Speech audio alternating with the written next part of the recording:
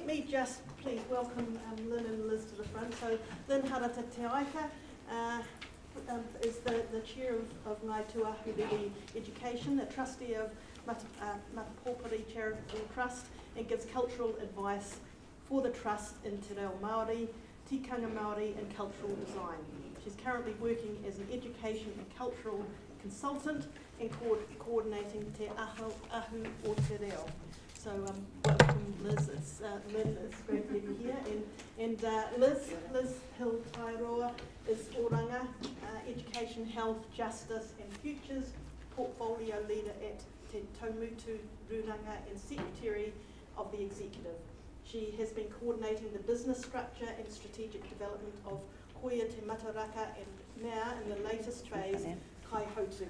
She has an extensive background in secondary mathematics teaching at Kaipoi High School, Andrews College, a period at Te Aratai, which was previously Limoi College, and a long history of governance in education from early childhood right the way through tertiary. So it's a real gift. Please join with me first of all in thanking these two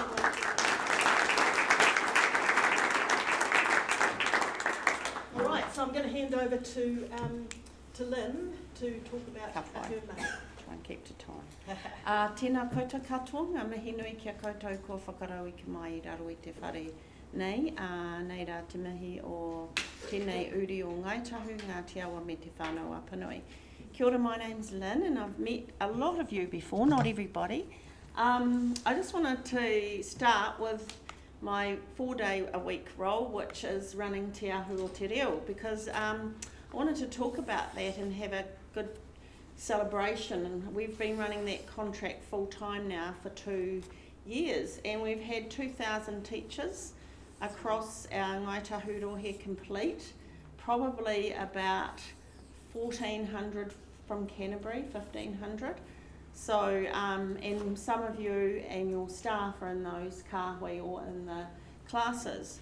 And we're only funded for $11.50 a year. So whatever the split is, this moment currently we have about 630 enrolled. But that's a great celebration on that statistic, because what we were doing before that, I'm not sure. People were enrolling in their own courses at the wānanga or other opportunities locally. So that's a really good achievement for Canterbury and the rest of Otago Southland. So that contract continues till the end of next year, so it surpasses the election results, and hopefully it will be normalised as being part of everyday life for kura and opportunities for the teacher workforce. So I was asking while I was waiting to come up and talk about in Wellington about the teacher workforce. So I went to a presentation and it said there were about 12,000 teachers in Canterbury and several thousand, but I'm just getting the correct data, that's through early childhood, primary and secondary, and that's the whole education workforce, not just teachers, but that's a huge number. So 2,000 out of 12,000 or 2,000 out of 19,000, 20,000, that's a small percentage.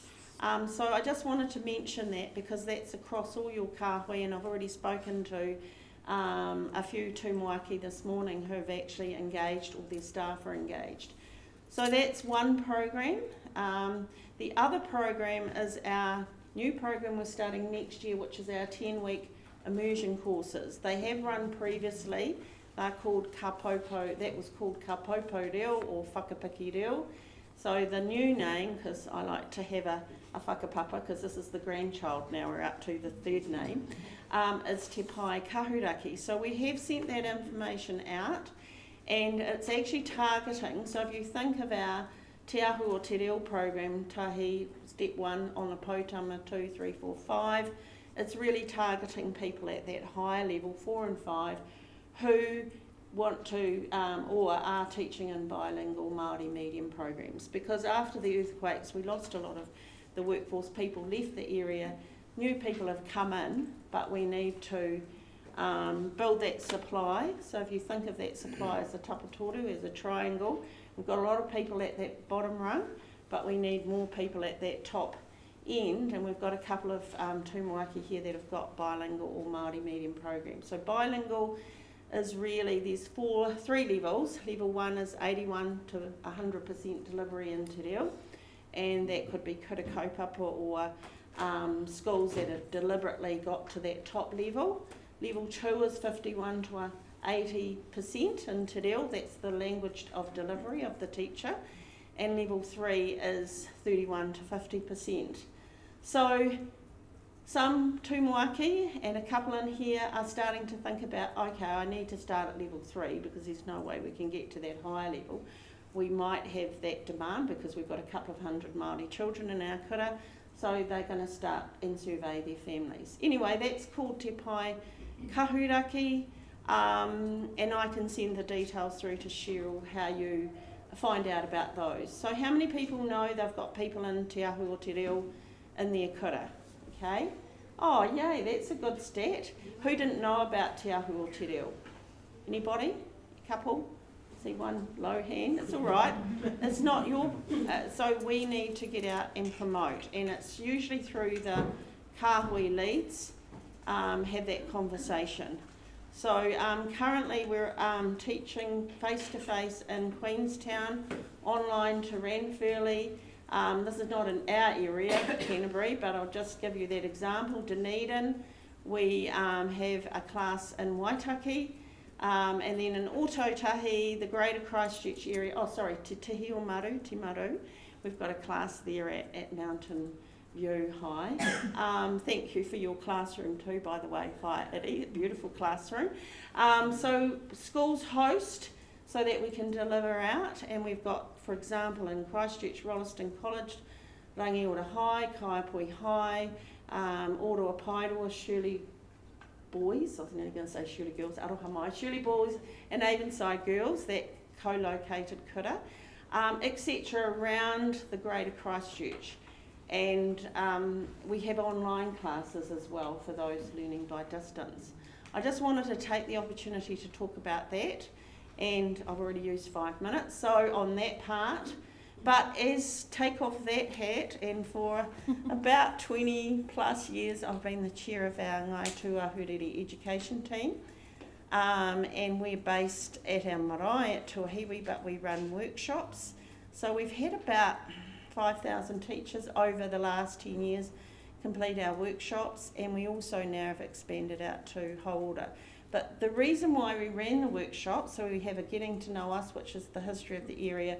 Next one is the treaty workshop. Who in this room has done our Getting to Know Us workshop? Ka pai, who's done the treaty one?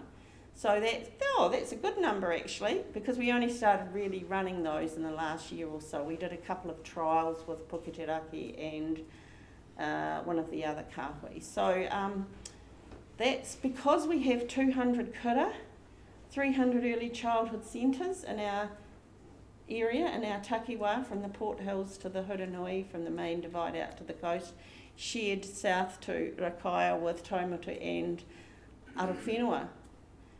We haven't got the personnel, apart from 2 or 3 of us, to go out to those 200 kura, and so that's how we organise ourselves. So what I can say, pleasantly surprised, we have some kāhui that come as a kāhui to the workshops, and we can already see the hard work. I'm going to shout out to Katote, there's probably not many here. Anyone from Katote? Yay! Because they came to a treaty workshop recently, and they probably didn't believe me, and I said, wow, your deal's really good, you've been working hard on that. And that's what I can see in some of the kāhui that have taken that step forward together. And there's still some though at the very beginning, so that means they haven't had a lot of in-school support. We're not the only providers as iwi or as Te Ahu, there are other ways to access te reo, and the success indicator is if the tūmoaki's involved.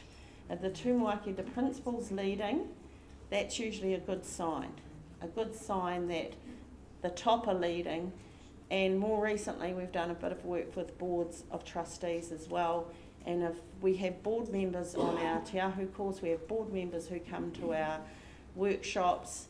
So I'm noticing a change. But, you know, I've been in this role for 20 years and I'm impatient because I've been in bilingual Māori medium for 30 years and we're a little bit behind, and this is not behind, this is behind where the government expectations are. So with the curriculum refresh, NCA, Aotearoa New Zealand Histories, somebody drew us in the picture that iwi was going to deliver and that Kāhui, or we were going to have all these fantastic opportunities. But actually we're not funded to deliver any of that. So we try to do that through our workshops, and then we're going to develop a third one. So we've got Getting to Know Us, Treaty, and then on curriculum. But iwi can't, we're all at different phases across our runanga, and that's the way we have decided to deliver and engage with our kura. So you've got to have patience because we're not all at that level, all of the runanga aren't at that level. But those are opportunities, and I have noticed that the strongest engagements we have with Kāhui have some really good outcomes. And, you know, I don't want to name everybody, I just thought I'd name Kātote because I was really couldn't believe how good their reo was, the group I had, and that was half of them, because they've worked at it. They've done it together. It's easier to solve the challenge or to meet the challenge if you're doing it with others together, across not only your kura, your ECEs, and of course in the Kāhui. So that's really my quick update, and I'm just being on 10 minutes, so I'll now pass over and take any questions afterwards, because you probably have some questions. Kia ora. Kia ora. Kia ora koutou, ko Liz Hiltairo, toko ingoa. My strategy was for Lynn to do all the talking, and only had 3 minutes at the end. I left you the time. I know, thank you. So I know some of you, and it's lovely to see you here, and lots of you in Kāhui Ako that we'll be working with, so I look forward to meeting you at morning tea or in the future. This is me, and when we, one of the focus questions after this is about pepeha. So when I grew up, we were taught our pepeha, and my maunga was Aoraki and my river was Rakaia, and we didn't talk about Te Waihora.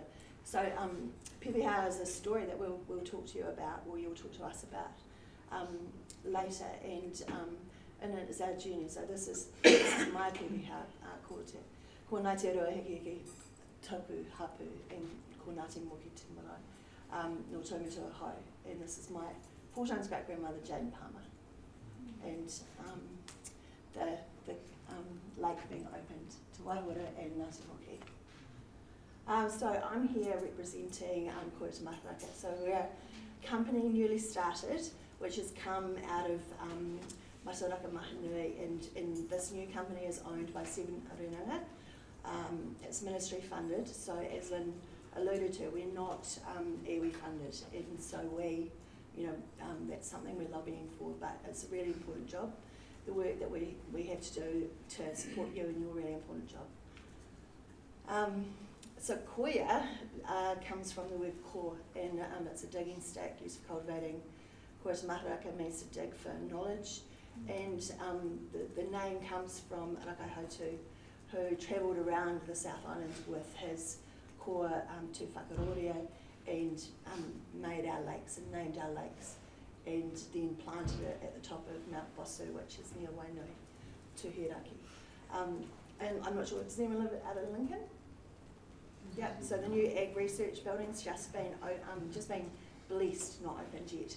The Ag Research Building is called Tuhiraki, and out in front is a beautiful sculpture by Ricky Manuel called Te Whakaroria, and that's the core of Rakaihautū.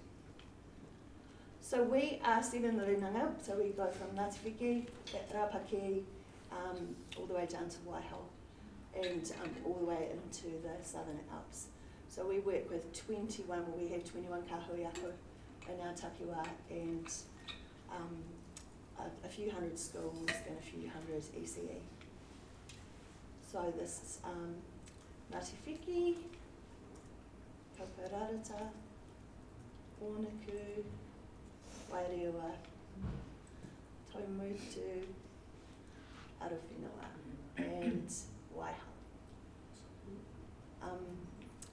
Wainono, has anyone been to Wainono Lagoon? Out, yeah. Just visited the other day.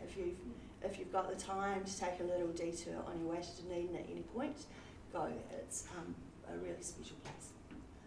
So our specific purpose, Lynn has always had a total passion for te reo and a commitment to bilingual services, and well, that's one of our kaupapa, but our specific purposes from our contract are to do these things, to implement a strategy for Māori education, to work with Kāhui to focus on ensuring equity, assist arunanga to deliver on their own aspirations, provide advice.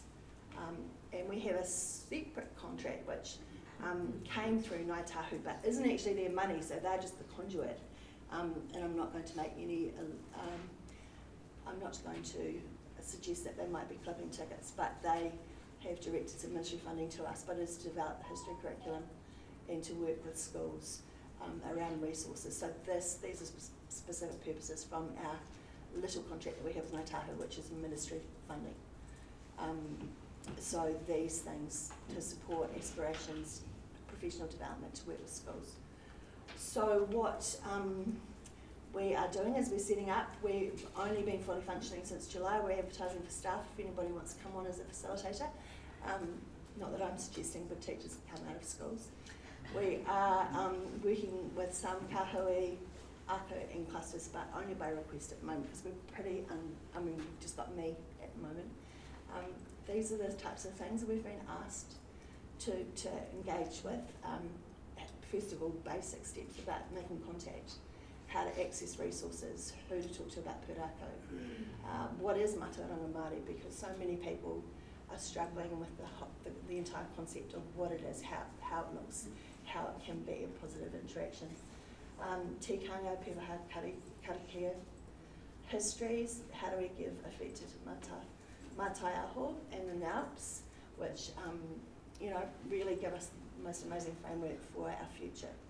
And strategic plans is a big thing. It must be time to write a new strategic plan time, because in the last week I've had 7 requests to come and help write strategic plans because our curriculum comes straight out of it. And working with whānau engagement hui. So that's what we're up to, what we will be up to, and what we want to be there to support schools to deliver on this new curriculum refresh. Cool. And that's about me. Great, thank you so much. Let's come back to the centre and let's invite Lauren and Emma and Verity to the front as well. So Lauren and Emma usually at our sessions as Senior Education Advisor and Education Advisor. So they'll be very familiar to you, and it's a great chance when you come to these hui to connect with them with your questions about Kāhui Aho in general, but also what they're noticing, because they have a unique role, as I said. This doesn't happen in lots of other areas. But I do want to introduce the new woman on the block, and that's Verity. So Verity Temapo is role at Te Tāhuhu or Te Mataranga Ministry of Education as Senior Advisor Transformation, which supports the mahi of Grow Waitaha and regionally allocated PLD as part of the renewal team. Career highlights and experiences include teaching across early years, primary and secondary in a museum context.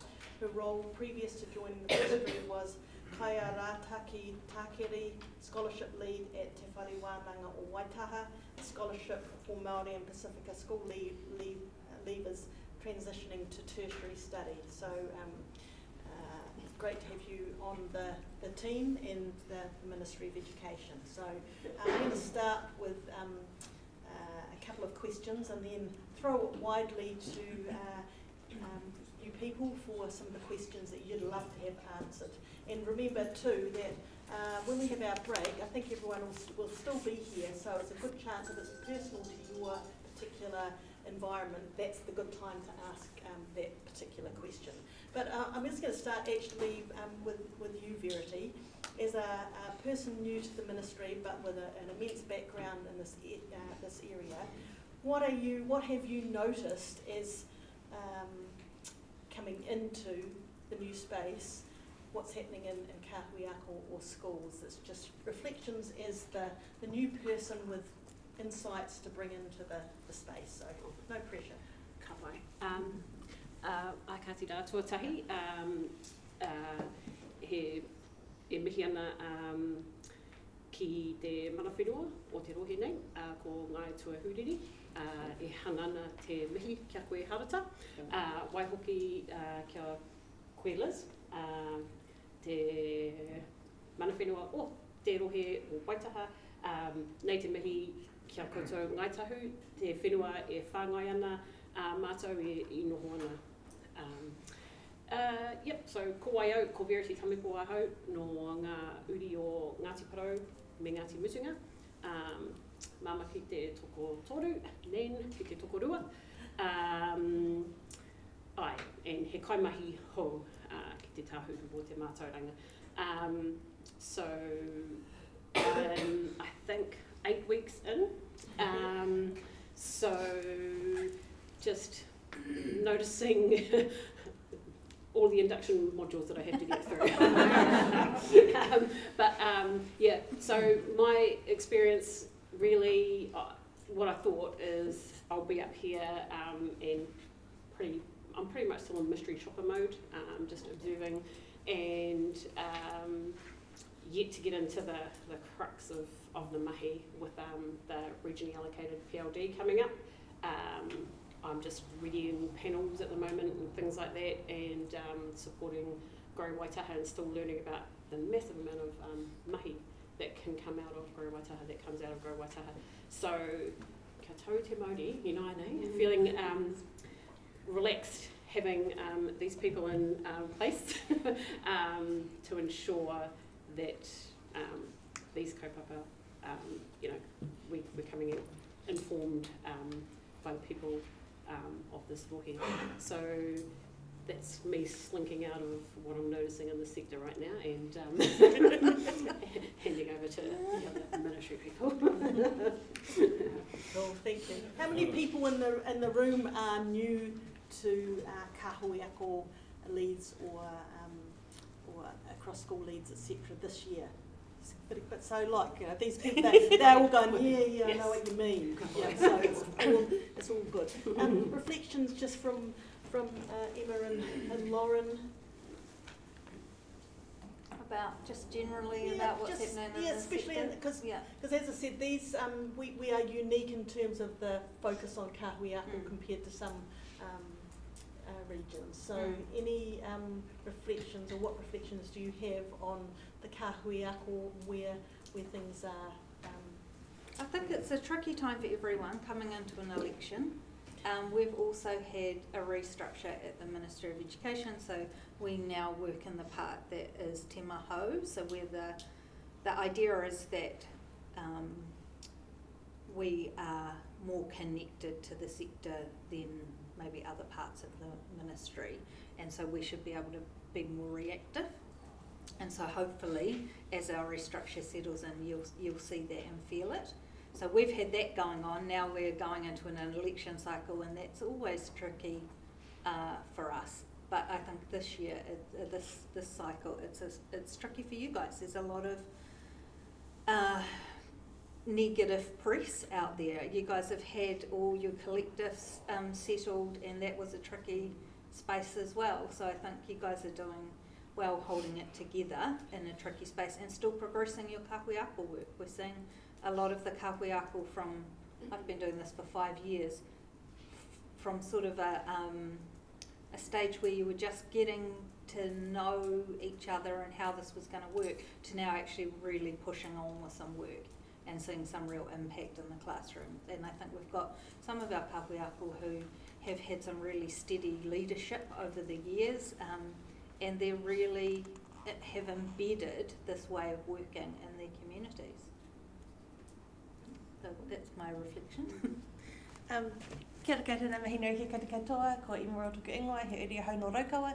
I've been working with Lauren for the last year, January, February, but I've been in the ministry for about 6 years, I think.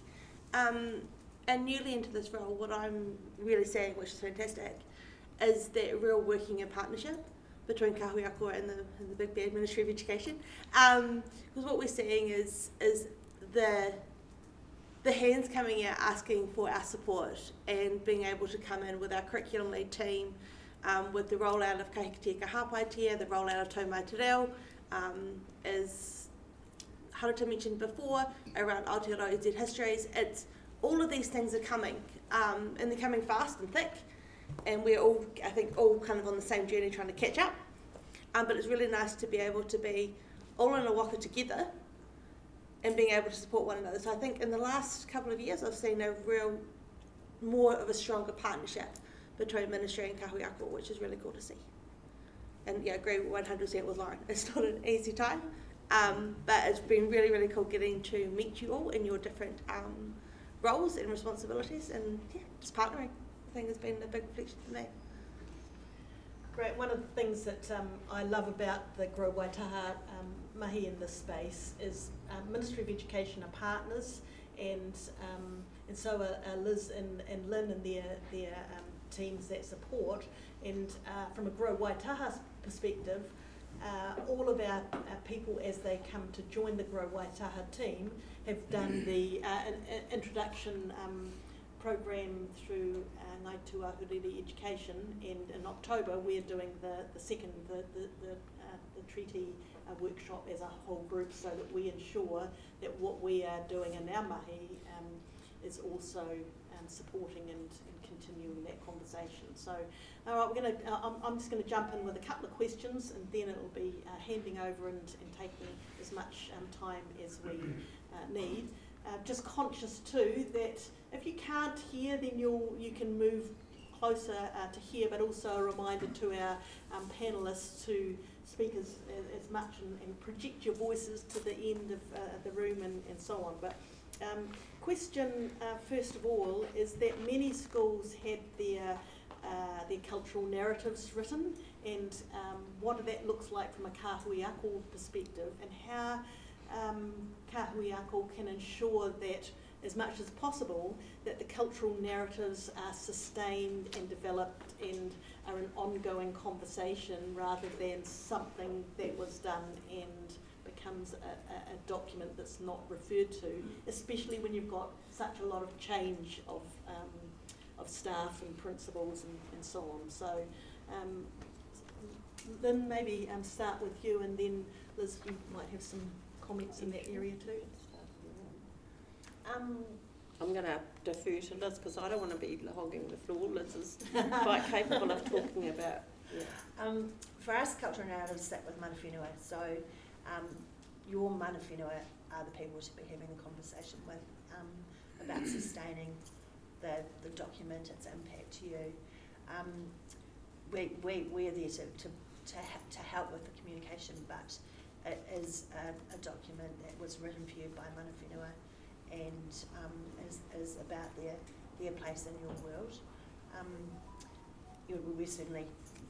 We are here to work with you around it, to engage with you around it, to help work with the nuances, but it is a document that sits with mana whenua, your mana whenua, from our perspective.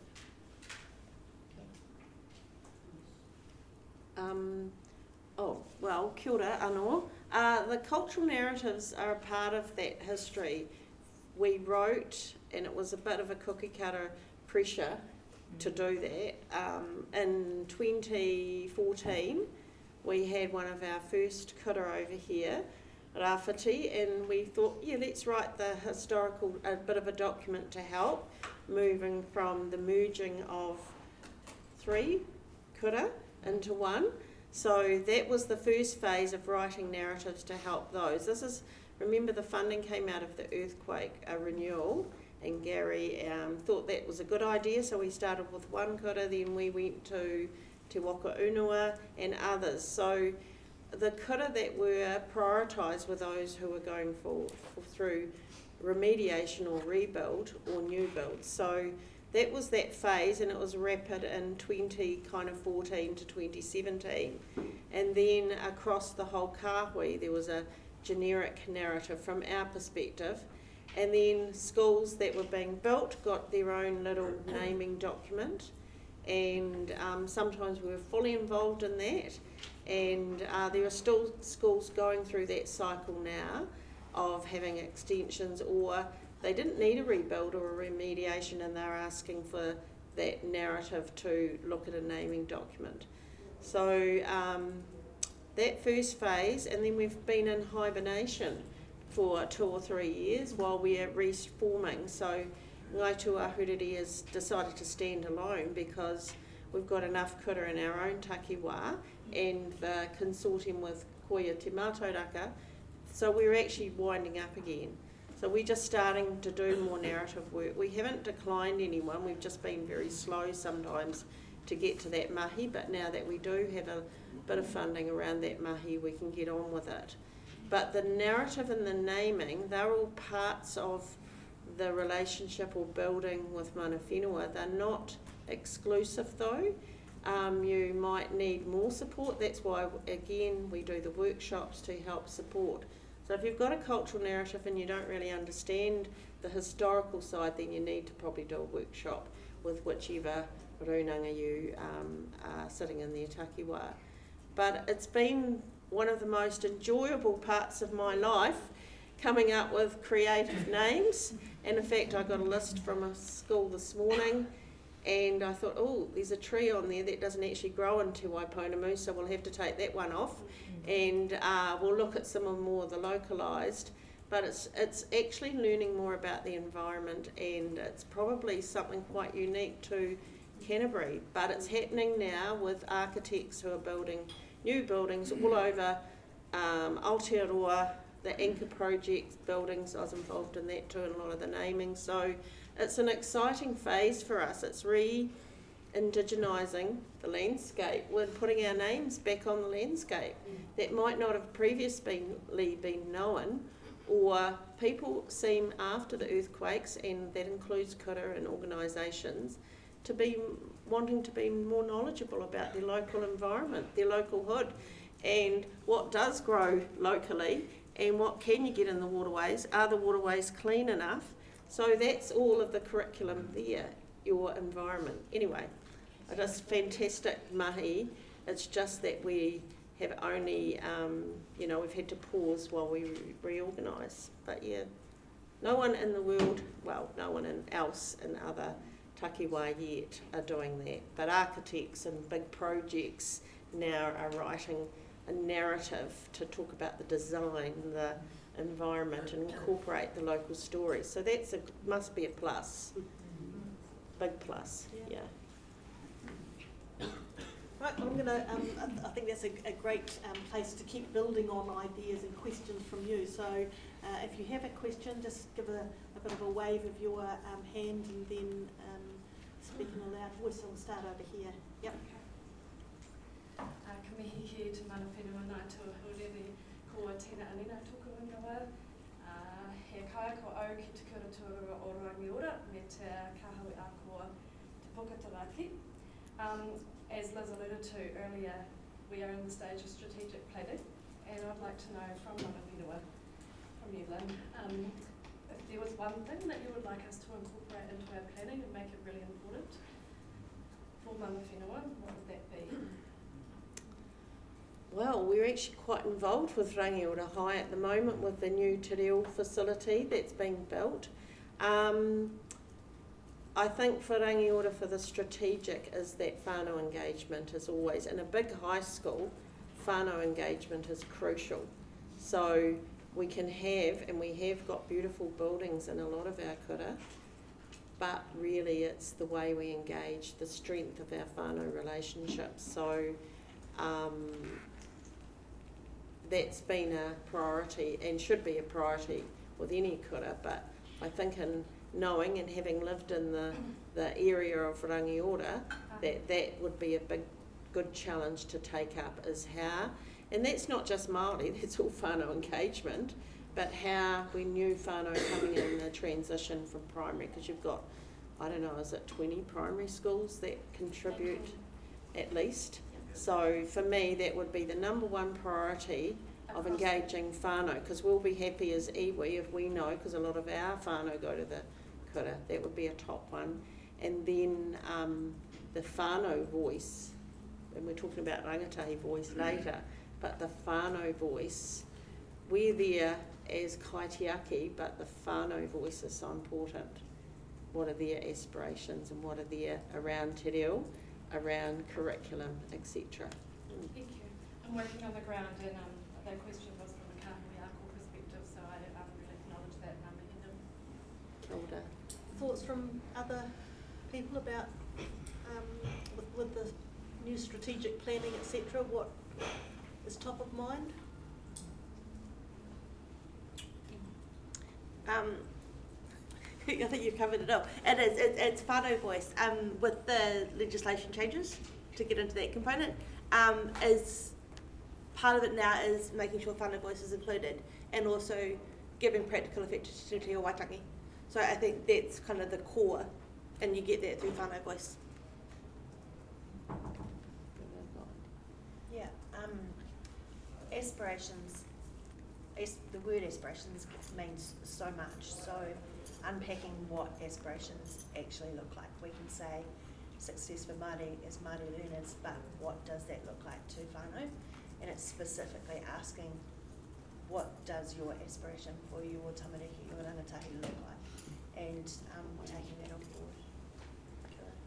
I just thought one more thing to add, aroha mai, is around in the Kāhui strategic goal would be developing those curriculum resources collectively, so that, and working if possible with mana whenua, but developing those resources. And we've already had, I think, with Puketeraki that conversation 4 years ago, and you did come together at Leithfield and start to choose themes, etc. So it's, and then I've seen a great initiative from, at the back there, another Kāhui, mana raupo, putting everything on their shared website so that all of the Kāhui can access those resources and sharing, because otherwise you're all individual kura or ECEs, and once you pull it, you're stronger. Pull that and work out the levels. And I think that's really important in the conversation about the Kāhui ako and the importance of pathways from all of the schools in your area and what that looks like, is that the power of working together is really important for Kāhui ako and clusters. What other questions do we have? Kia ora, ko kei tuku whenua. Sorry, I've got a bit of laryngitis. I'm not, too sick, I don't think. Lauren, I just want to say thank you for being so available. I've rung you lots over the last few years as lead principal of the Hakatere Kāhui ako. And it's great that it was so available to us, so thank you. I just want to ask you about the changing within the school role.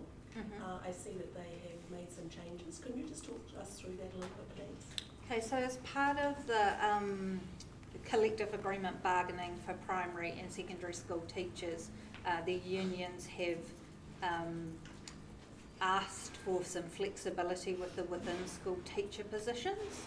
So it's a little bit different for primary and secondary, so I'll talk about the primary first. So it's called a Kāhui ako responsibility allowance, and what it means is that if you have more than 2 within school teachers in your school, and they have to have been roles you generated, not roles that you picked up from the community allocation, but roles you generated, then you can split those into responsibility allowances. And what that means is then you don't have to have that teaching component anymore, and you can allocate as many of those to an individual teacher as you want. So you could say, we're going to split that responsibility allowance into 2 parts, and each person will get $4,000 and 2 hours release a term, and actually we've got someone that would really like to do that, and so we're actually just going to give them both those roles. And so they then don't have to meet that teaching component, and they also are a little bit more flexible in the way that they work. For secondary, you can divide it a little bit further, and so you can divide it up into 4 parts for the money and 2 parts for the time. So you could divide it into $2,000 lots and load that onto as many people as you wanted. So it is a little bit more flexible, but unfortunately only more flexible if you have more than 2 positions, which does tend to favour the high schools because their FTTE is worked out a different way, so they have more positions. So for the majority of our primary schools who are quite small, it won't really make a difference. Thanks for that clarification. It's, Yes, yeah. it was quite complicated to read. Yes. Several times. Yes. It's good to hear. Our national office will be sending out some examples of what it might look like. They're just getting those signed off. I think that's the beauty of having both you here to say what's the story about, or what's the not. Yeah. So please make use of the time during the breaks for if you've got any of those specific questions, or if you want to know what that looks like from a cluster perspective. All right, I've got a question. I'm going to call on Stephen to help with this one a little bit. It was the question of should we be teaching pepeha, and that came from a conversation we had when we were planning. Do you remember that conversation, Steve? Oh yeah. So it was actually at the Tuahiwi workshop number 1 that I went to a few years ago, and I just observed the gasps of horror at the realisation when the facilitator said discussed some of the complexities and nuances around getting kids to all learn their pepeha according to the formula that came out in the 90s. And so it's not my place to speak to the complexities, but I'll just sum up why I thought of it and then hand it to you to unpack a bit. But why I thought of it was, so in the 90s, it was a big step forward for Aotearoa society to suddenly have widespread interest in pepeha and kids learning pepeha. What we have now, 30 years later, in some cases, that's still the main thing, without kind of an understanding of some of the trauma for Māori learners who don't have that connection, the unintentional appropriation from Pākehā learners who are now saying, this is my mountain, this is my area, this is my land, and just kind of a lack of understanding of the complexities. And so the reason I wanted to mention it was not to speak on your behalf, but just to point out if there was such surprise at that workshop, perhaps you might want to just speak to that now and say, if getting every child from 5 to 18 to work through this pepeha formula is no longer kind of the appropriate step for 2023, do you firstly want to clarify, correct me, reiterate, whatever, do you want to speak to that, and also what might kind of a more appropriate step be along those lines, especially for people that with the best of intentions have really grabbed that and integrated it into their programs thinking that was the right thing to do, but not necessarily knowing where to go beyond that. Does that make any sense? Yeah. Well, I'll speak to it because we have to address it with our 2,000 learners on Te Ahu or Te Reo. So when I went to Teachers College 4 decades ago, I learnt, and I didn't have a lot of reo then. I had learnt Latin and French. So, yeah, I know I couldn't learn it at high school because it was only by correspondence. Anyway, I learnt Aoraki, ko Aoraki te maunga, or maunga at the time, and ko Waimakariri te awa. But the two never meet. So it should be Aoraki and Waitaki, or if you're on the other side. So we've gone on that continuum about mihi. And another example to explain about saying if it's tōku maunga or te maunga whakaruru-hau. So I lived in Hamilton for 7 years, and my children and I were not from that area, so I could never say ko taupiri tōku maunga. or there are a number of significant maunga there, but taupiri is the main. I could say ko taupiri te maunga whakaruru hau tēnā koe. So you can acknowledge. So we have moved on and we've localised, so Puketeraki will know, ko Maukatere te maunga or Maungatere, ko Rakahuri te awa. So the mountain and the waterway are connected together. So we have advanced a bit more in mihi. Other than our providers for Waitaha, we also mix with the other 9 providers nationally, and it's become more important to show people that unless you have a strong personal connect, if you're non-Māori, you may have a strong personal connect with your local maunga and awa, but the maunga and awa need to be in the same area, not one down south and one up north. If you want to acknowledge as a Kāhui your local maunga and awa, a safe way to do that would be to use ko. Your maunga's nuku manaya, is it? What do you mean?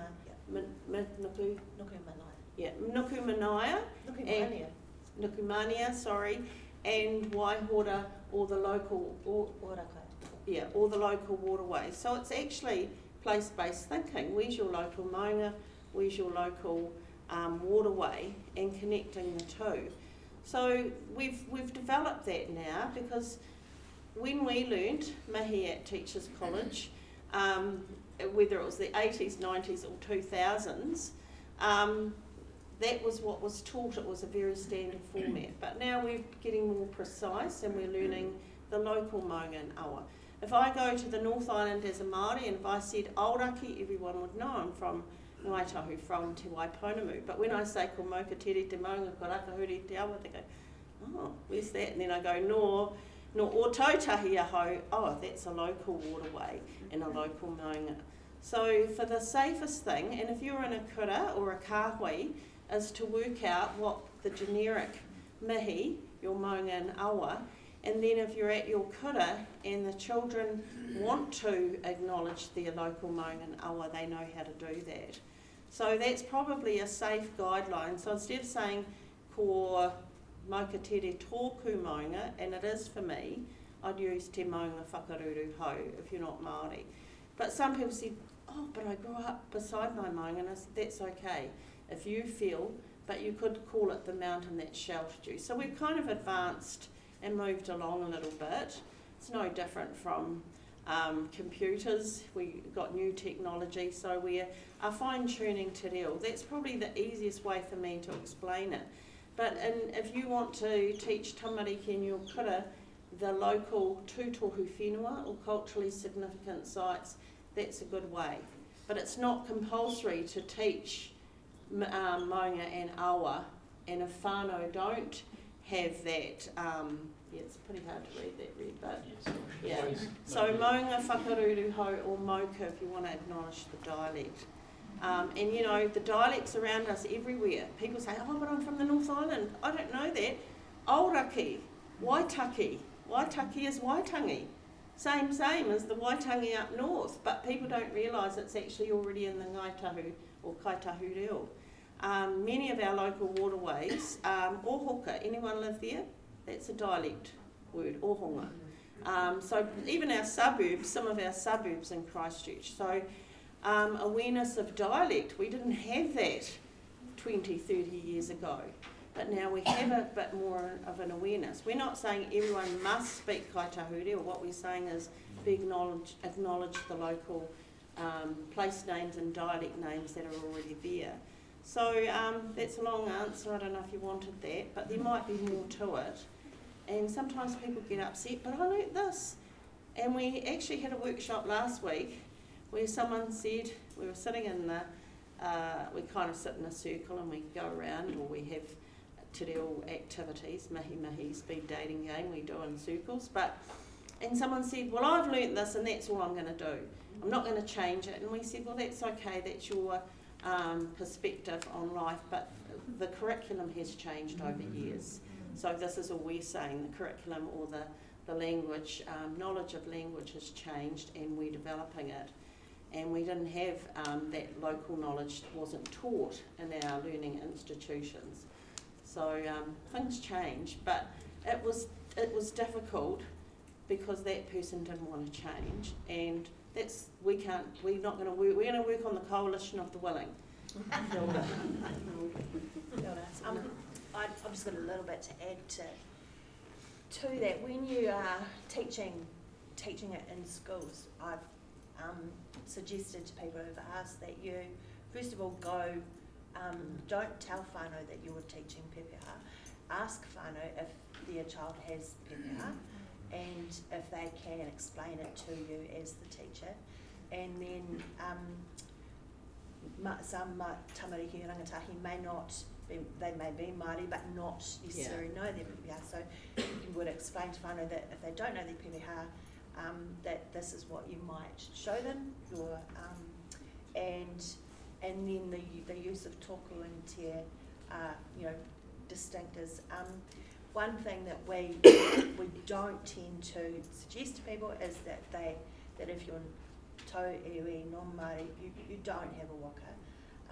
Sorry, you don't have whakapapa because you're not Māori, and that's said gently, but your waka is not Air New Zealand, and it's something that's changing. If anyone's doing Te MOE or Aotearoa real courses, they still teach that as part of their pepeha unit, but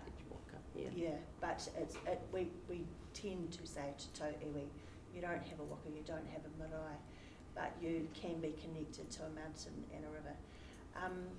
The other thing that is just something really interesting when this comes to looking at historical documents is that people think that there's this perception sometimes that kaitahu are difficult.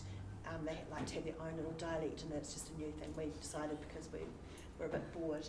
I've been reading just recently some documents around the great 1866 gold case, which was my 5 times great-grandmother's husband who took someone to court for stealing his, not gold, greenstone, on the west coast. And in those documents, the court case documents in Te Reo, both dialects are used, so it's not something we've made up because we're a bit bored. So be aware that Haimona Tuakau can also be Haimona Tuano, who can also be Simon Tuakau.